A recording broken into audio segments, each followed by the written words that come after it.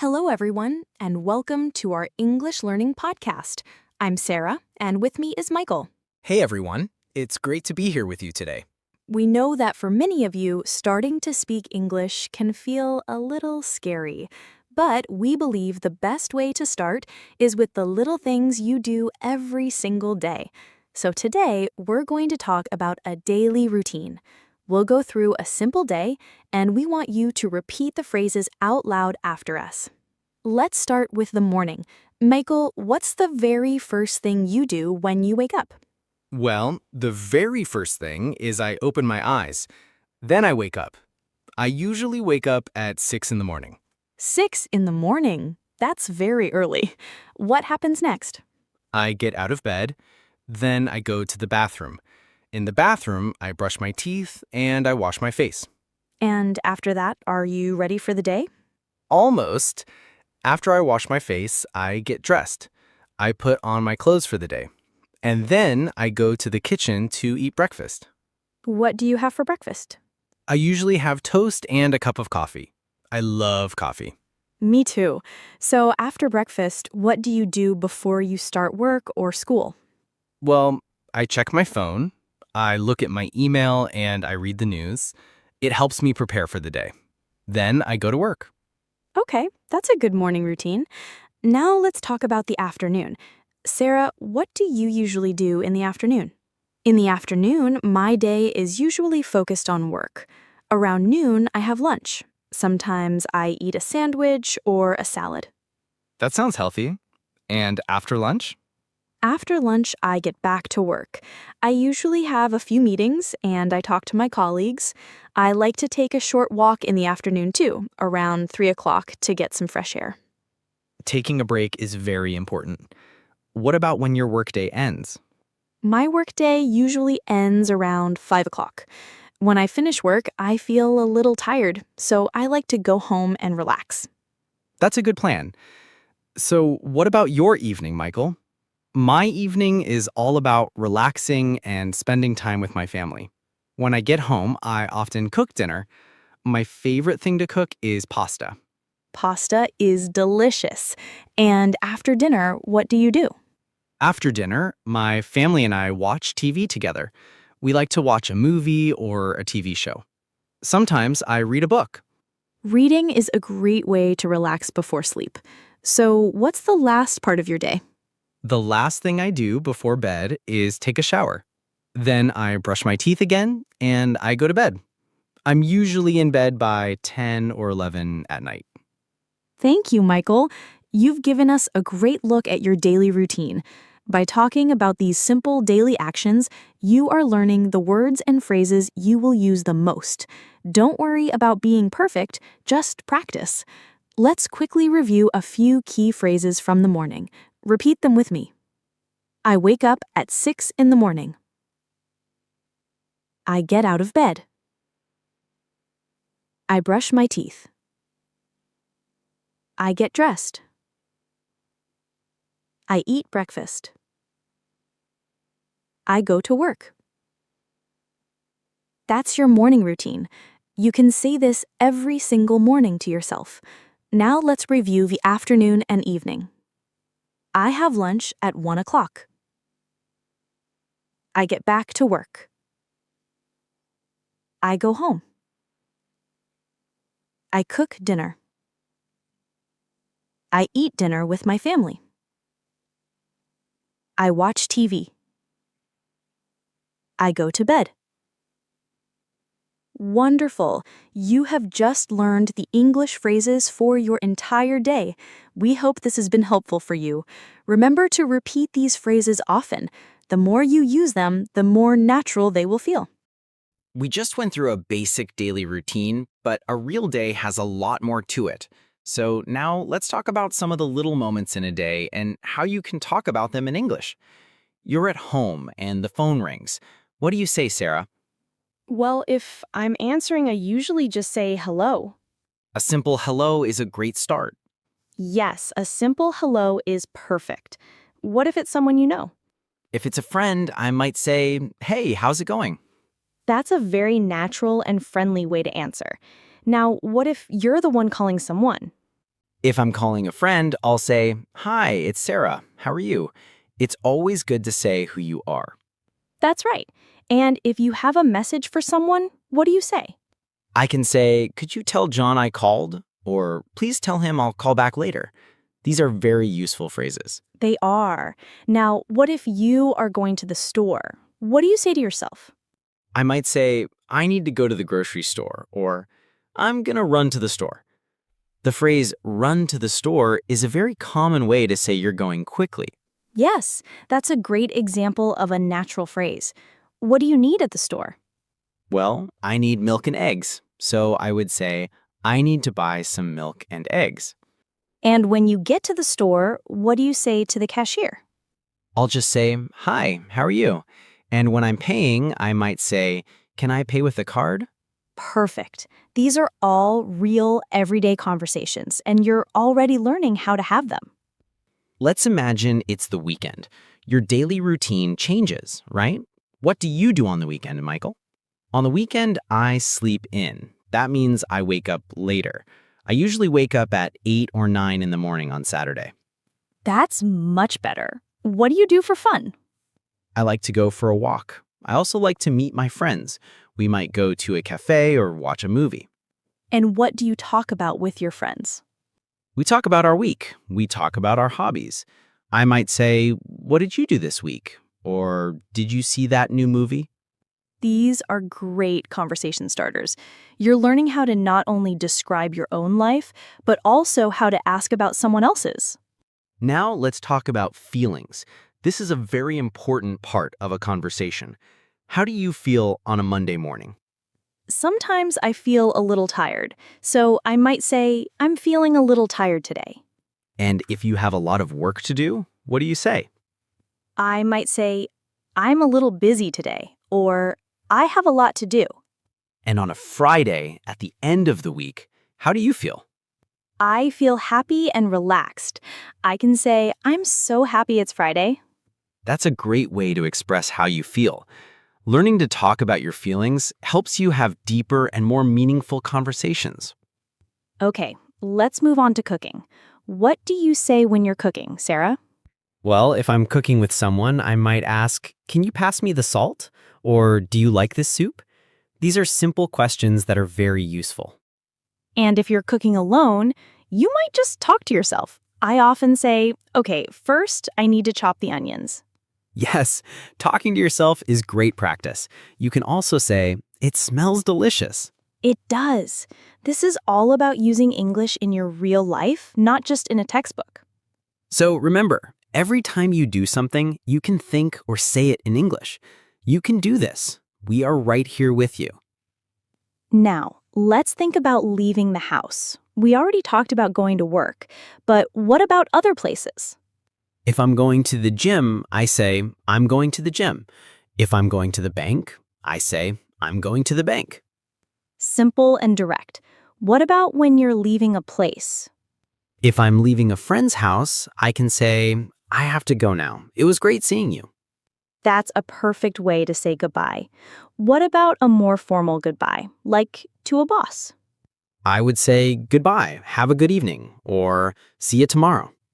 These little phrases make a big difference in how confident you sound.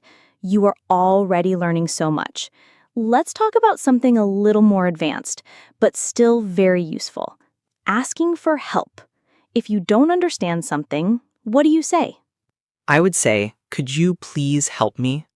This is a very polite and clear way to ask for help. And if someone says something you don't understand, what can you say? I can say, "I'm sorry, but I don't understand." Or, "Could you say that again, please?" This shows that you are trying and that you are respectful. It's a great skill to have. And what if you need a pen or a piece of paper? I can say, can I borrow a pen? Or do you have a pen? Wonderful. These little phrases are like building blocks. The more you have, the more you can build. Let's think about a new scenario. It's the end of your day, you're tired. What do you say? I might say, "I'm so tired," or "It was a long day." And when you're ready to go to bed, what do you say? "I'm going to bed now," or I'm ready for bed. And to say goodbye to your family before you sleep? I can say, good night, see you tomorrow, or sleep well. These are the phrases you will use every day. They will become second nature to you. We hope you are feeling more confident. You are doing a great job. We are right here with you. Just keep listening and keep practicing. Let's keep going. We've talked about a simple routine, but what about when you want to make plans with a friend? Michael, how do you ask someone to do something? I can say, do you want to get some coffee? Or, do you want to watch a movie? It's a simple question, but it's very useful. It is. And if you want to invite them to your home, what do you say? I can say, would you like to come over for dinner? Or, why don't you come over this weekend? And if your friend says yes, what do you say? I would say, great. I'm so excited to see you. What if they say no? That's okay. I can say, no problem. Maybe another time. This shows that you understand and that you're a good friend. Now let's talk about the weather. This is a very common topic for small talk. Michael, what's the weather like today? Today, it's a little cloudy. So I can say, it's cloudy today. And what about tomorrow? I can look at my phone and say, tomorrow it will be sunny. That's right. And if it's raining, what do you say? I can say, it's raining outside, or I hope it stops raining soon. That's a good way to express your feelings about the weather. You see, even simple topics like the weather can help you build your English skills. Let's move on to describing your home. This is a great way to talk about your life and your family. Sarah, what is your home like? My home is a small apartment. It has 2 bedrooms and 1 bathroom. The kitchen is small, but the living room is big. That's a great description. What's your favorite room? My favorite room is the living room because it's where I relax and watch TV. I can say my favorite room is the living room. And what about your kitchen? My kitchen is small. It has a fridge, a stove, and a microwave. I can say my kitchen has a fridge and a stove. You are doing an amazing job. You are not just speaking English, you are living it. Every sentence is a step forward. Keep going. You are a natural.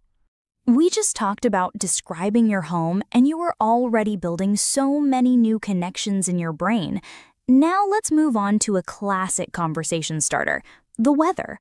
Michael, how do you talk about the weather when it's cold? Well, if it's cold, I can say, it's cold outside today. And if it's very cold, I might say, it's freezing. That's a great word, freezing. What about if it's raining a lot? I can say, it's raining heavily, or it's pouring outside. The word pouring is a very good word for a lot of rain. I love that. Now, what if you're talking about the seasons? I can say, in the summer, it's hot, or in the winter, it's very cold. And I can say, my favorite season is spring. Why is spring your favorite? I love spring because the weather is nice and the flowers are beautiful. I can say, I love spring because the flowers are beautiful. That's a wonderful way to express your feelings. You see, you can talk about anything. You can talk about your day, your home, the weather. You are not just speaking English, you are living it. Let's move on to a new topic, your family. This is something that is very important to talk about. Sarah, what about your family? I have a small family. I have a mother, a father, and a brother. My brother is married, so I have a sister-in-law. That's a great way to describe your family. How do you talk about them? I can say, my mother is a teacher, or my father is retired. And for my brother, I can say, my brother lives in another city. That's great. And what about when you talk about your feelings for them? I can say, I love my family very much, or I miss my brother. These are very important and heartfelt phrases. You are learning to express your emotions and your life in English. Now let's talk about the past. We're going to use simple past tense verbs. Don't worry, it's easy. We're going to talk about what you did yesterday. Yesterday, I worked all day, and after work, I cooked dinner. What did you do yesterday, Michael? Yesterday, I went to the gym. After that, I met a friend. We had lunch together. That's perfect. The words went and met and had are all past tense. You are already using them. Now let's talk about what you like and dislike. This is a very common topic. Sarah, what's your favorite food? My favorite food is Italian food. I love pizza and pasta. I can say I love pizza. And what about a food you don't like? I don't like mushrooms. I can say I don't like mushrooms. Simple and direct. What about hobbies? What do you like to do in your free time, Michael? In my free time, I like to read books and listen to music. I can say I like to read and I like to listen to music. And what about a hobby you don't like? I don't like to go fishing. I can say I don't like fishing. You are doing amazing. You are handling social situations with ease and confidence. You are not just speaking English, you are living it. Every sentence is a step forward. Keep going. You are a natural. Let's continue. We are going to talk about giving directions. This is a very useful skill, and it's easier than you think.